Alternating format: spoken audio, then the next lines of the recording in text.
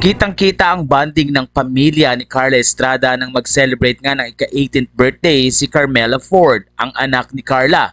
Kitang-kita din ang pagiging sweet ni Daniel Padilla sa kanyang kapatid.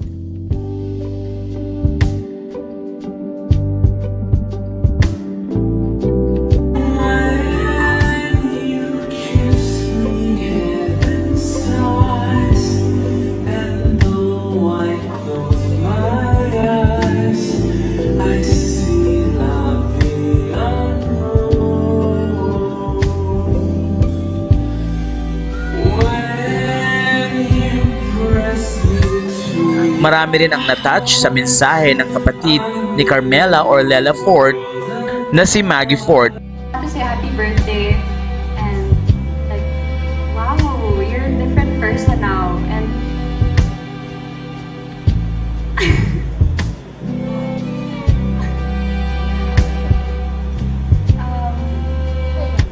yeah, like I love you so much. I'm happy that you learned things from me. Ayon sa mga fans, napakaganda ng pagpapalaki ni Carla Estrada sa kanyang mga anak.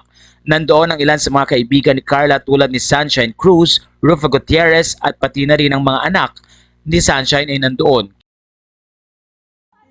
Kaya naman ayon sa mga fans, kitang-kita ang pagmamahalan at talaga namang bonding.